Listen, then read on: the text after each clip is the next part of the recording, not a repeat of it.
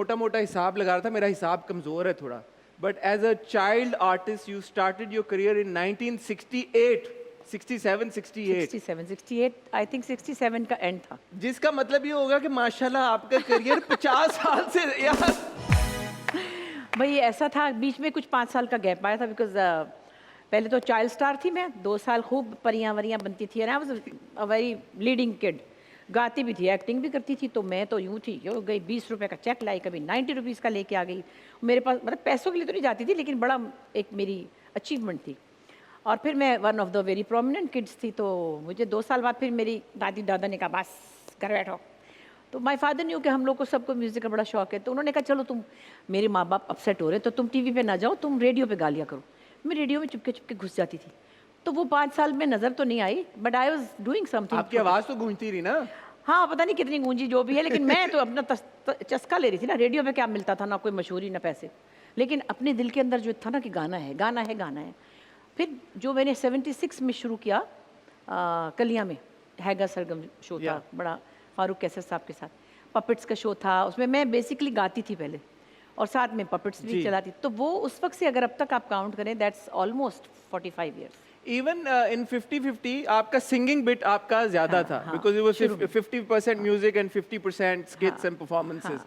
तो as a child artist आपने शुरू कर लिया, but even before that while growing up when you were even more little, क्या सोच थी आपकी कि यार I want to perform, I want to act, I want to become an artist? What was going on in a very young Bushra's mind? Actually सारी family को music की शिकायत है, लोगों को गुर्दे की शिकायत होती है।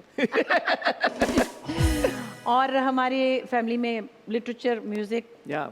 और ह्यूमैनिटी, ये 3 गेम्स थी हमारे घर के माहौल में। मेरे फादर बहुत ज़बरदस्त क्लासिकल सुनते थे, और फिल्म पढ़ के आए थे हॉलीवुड से। बाहर से? जी, जब मैं 3 साल की थी। फिर उन्होंने फ़िल्म बनाई थी, उसमें भी शुद्ध क्लासिकल म्यूज़िक था, कत्थक डांसेस थे। वो फ़िल्म तो कमर्शियल नहीं थी, फ्लॉप हो गई। तो घर में म्यूज़िक श्यूज़िक बज ही रहा था। हम स्कूल से आते थे तो जब राग रागनियाँ हो रही होती थी, तो वो कहीं दिमाग में तो चलता रहा। प्रॉपर तो नहीं सीखा, लेकिन तो हम सब गाते। अम्मी की आवाज़ सुरीली थी, नाना की आवाज़ सुरीली थी, और अब्बा को म्यूज़िक का शौक़ था। तो हम सब बहनें, भाई भी, हमारा एक भाई भी है, सब सुरीले। मतलब सुरीले से मुराद है कि नॉर्मल लोगों से सुरीले, बेसुरे बेताले नहीं, सिर्फ बेरियाज़ी है ना, तो हम सिंगर नहीं बने इस Yeah. तरह। लेकिन मैं गाती थी तो बच्चों में तो अच्छा गाती थी, एक पूरी टोन भी सही थी। और पहले एक ही गाने में मुझे उन्होंने फ़ौरन रख लिया, आधे गाने में कहा बस बस, वाह वाह वाह वाह। मैंने कहा मैं पूरा सुनाऊंगी। ऑडिशन लिया था, खलील अहमद साहब बहुत बड़े कंपोज़र थे, जिनका वो है बड़ा मशहूर कभी हम खूबसूरत थे। जी। तो उनके पास मैं गई, तो उनको मैंने गाना सुनाया, बिल्कुल फ्रॉक सॉक्स पहन के गई थी मैं कोई मतलब जो कहते हैं चड्डी फ्रॉक पहन के जाता है इंसान, वो थी। तो मैंने कहा, सुनाया गाना, तो मेहदी हसन की गज़ल ही छेड़ दी ना मैंने जाके। वो तो उन्होंने कहा ये तो पूरा मतलब है, बच्चा लोडेड है। उन्होंने कहा बस ठीक है। मैं कहा नहीं, मैं तो पूरा सुनाऊंगी। फिर तो फ़ौरन रख लिया। तो खैर उसमें ये कि ये चलता रहा, सिर्फ सोचना क्या था, पता नहीं सोचना क्या था, हमें तो आता ही था। और क्लास 2 में शायद 7 ईयर्स 6 ईयर्स की उम्र में नात की परफॉर्मेंस थी स्कूल में, तो वो शायद करेज भी था कि जाके खड़ी हो गई और नात पढ़ने लग गई। तो ये सब बिल्ट इन तो था। ये जो आपका जो सिग्नेचर विट है, ये भी हमेशा से था या ओवर द इयर्स ये डेवलप हुआ ये है? सारी फैमिली में है, मेरे फादर की तरफ। मेरे फादर के जो कज़न्स हैं, भाई हैं, या मेरी फुप्पी भी थी, बड़ी राइटर थी वो भी, 11-12 किताबें भी उनकी।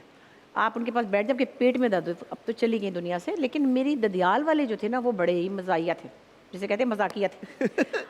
और ना ऐसा-ऐसा जुमला मेरे चचा कर जाते थे, कोई मतलब पीटीडीसी का जीएम था, कोई डॉक्टर था, कोई कुछ था, कोई सितार बजा रहा था, कोई तबला बजा रहा था, कोई बाजा बजा रहा था, डेंटिस्ट है मेरे एक चचा। तो वो सबके अंदर ये नेचुरल विट है, वो हमारी फैमिली में आई है, वो वहां से ट्रांसफर हुआ है। सब में है। और and what point did you transition, because आपने सिंगिंग को परस्यू नहीं किया, आपने बड़ा फेमसली आपने ये बोला कि मुझे पता लग गया कि ये म्यूजिक होता क्या है और सिंगिंग क्या होती है, इसलिए मैंने परस्यू नहीं किया। क्यों नहीं किया आपने परस्यू? ये क्या, इस बात की क्या मतलब, इसको एक्सप्लेन करें एक्चुअली थोड़ा। मुझे पता ये है, और ये बात हकीकत है, कि म्यूज़िक को आप जितना देते हैं वो आपको उतना वापस करता है। और जब मैं प्रैक्टिकल लाइफ में, यानी शादी के बाद ज़्यादा मैंने काम किया, क्योंकि मेरे फादर ने कहा भी हम गाना नहीं सिखा सकता, पढ़ाइयाँ करो, शादियाँ करो, अपने घर जाओ। क्योंकि हम लाहौर में थे उस वक्त, शुरू में कराची में थे, तो लाहौर में ज़रा माहौल ऐसा था कि उन्होंने कहा नहीं भाई मैं उस्ताद नहीं रखूँगा, अपना ये शौक़ वक़ पूरा करो और पढ़ाइयाँ करो और जाओ। तो बाद में फिर शादी के बाद जब काम किया तो बच्चे, तो उनकी ट्यूशन, तो फलाना, तो कुकिंग, तो ये काम वो काम, इतना कुछ हो गया कि म्यूज़िक को वो टाइम नहीं दिया जो देना चाहिए तो था। एक्टिंग कैसे आ गई बीच में फिर? वो तो आती थी पता नहीं कैसे खुद ही। तो गाना भी आता था, सब कुछ एक्टिंग आता ही था पता नहीं क्यों। मतलब मैं आई थिंक जब मैं 16 इयर्स की हुई ना, 16 की शायद, तो जो बचपन के मेरे वहाँ पीटीवी के प्रोड्यूसर्स डायरेक्टर्स थे, उनको पता था ये शोला जो है ना पटाखा, अब तो मेरे पीछे ड्रामों के लिए आने लगे लोग। मेरे फादर ने कहा नहीं नहीं, हमने ड्रामे की एक्टिंग की इजाज़त नहीं दी उस ज़माने में ज़रा। तो उन्होंने कहा नहीं, बस बस गाना ही था, वो भी बस बच्चों के प्रोग्राम में था। तो तड़पती थी मैं, हाय अल्लाह मुझे एक्टिंग नहीं करने दे रहे। सबा और हम लोग सब बचपन के फ्रेंड्स जी, हैं। जी। उनके अम्मी अब्बा बहुत लिबरल थे इस मामले में, उनको तो इजाज़त थी ड्रामों में काम करने की और हमको नहीं थी। तो फिर जब शादी हुई तो फिर चूँकि हस्बैंड भी उसमें फील्ड में ही थे, वो भी डायरेक्टर थे, तो वो फिर रुकावट तो नहीं रही। बाद में my father was very proud of me. ऐसा नहीं कि वो इसको बुरा समझते थे, वो एक सेफ्टी का आपको पता है उस ज़माने में था कि हाँ नहीं नहीं। मेरे पीछे तो फिल्म म्यूज़िक डायरेक्टर भी आ गए थे एक दो गाना गवाने, मेरी अम्मी ने बाहर से रवाना कर दिया। मैं ऑडियंस को एक बात कहना चाहता हूँ आपकी इजाज़त से। जितनी बुशरा जी ने ये बात की ना नेचुरल इनेट टैलेंट होने की, ये इतनी कोई सच है। बिकॉज आज की आपको एग्जांपल दूँ, बुशरा जी आई हैं स्टेज पे, सामने माइक देख रहे हैं, कहा माइक क्या कर रहे हैं यहाँ पे? तो हमने रिक्वेस्ट की कि Bushra ji we want you to open the show with a song. It took her literally 3.5 minutes, I kid you not. और बेचारे हमारे जो म्यूजिशियंस हैं उनको ट्रेनिंग भी उन्होंने दे दी। रिसेंटली मलका तबस्सुम आपका जो स्टैंड अप शो है, I had again the privilege to attend that show. I think an hour long performance, an hour and 20 minutes An hour and- sometimes, और कई दफ़ा 1.5 भी घंटा हो जाता था, मुझे पता नहीं चलता था। बाद में डेढ़ ज़रा जब सेटल होता गया ना, 1.5 घंटा स्टेज के ऊपर just Bushra ji. And my god, जो कमांड है उनकी, ना सिर्फ स्टेज के ऊपर बट एक एक ऑडियंस मेंबर के ऊपर, इट इज अनपैरेलल्ड।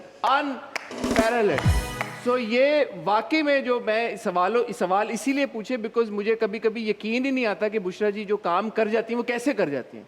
कैसे बुशरा जी आप कर जाती हैं, कैसे कर एक्चुअली जाती हैं? ये जो था ना स्टैंड अप, इसके लिए दावर महमूद जो डायरेक्टर भी हैं, वो कई साल से मुझे कह रहे थे। मैंने कहा नहीं नहीं भाई, क्या है यहाँ पे तो लोग पता नहीं आते नहीं, और स्टैंड अप का जो वहाँ बाहर के मुल्कों जी। में सिलसिला है वो ज़रा थोड़ा सा लिबरल है। मैंने कहा नहीं नहीं, मैं नहीं ये कर सकती क्योंकि मुझे नहीं पता, और ना कोई स्क्रिप्ट है, ना कुछ है, ना कोई पेपर है। हम लोग तो वो करते हैं ना, हम स्क्रिप्टेड करते थे अनवर साहब के साथ ज़्यादा।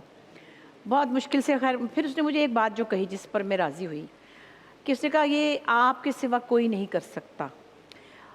और जो अगर कि सच है, सॉरी बात काट रहा हूँ, कोई नहीं कर सकता, कोई कर ही नहीं सकता। और उसने आपके कहा कि अलावा। अगर आप ये कर लेंगी ना तो 4 और लड़कियों को ये एक वेन्यू ऐसे। खुलेगा उनके लिए, फिर वो भी ये जुर्रत कर सकेंगी, एक ट्रेडिशन शुरू होगी, तो आप इसलिए कर लें। तो सीरियसली मैंने इसलिए 20 शोज़ किए कि मुझे लगा पता नहीं अब जैसा भी हुआ, लेकिन बहुत अच्छा हुआ। जैसा भी क्या हुआ, स्टेज शो खुलता है जिन लोगों ने नहीं देखा, और कुर्सी के ऊपर बैठी हुई, ऊपर से वो नीचे आती है और बीच में कुर्सी अटक जाती है उनकी। यार इट वाज क्वाइट समथिंग। सब लोग बड़े परेशान थे, "हाय अल्लाह, ऊपर से गिर तो नहीं जाओगी?" नहीं, एक्चुअली मुझे ना बचपन से चौंकाने का मज़ा आता है।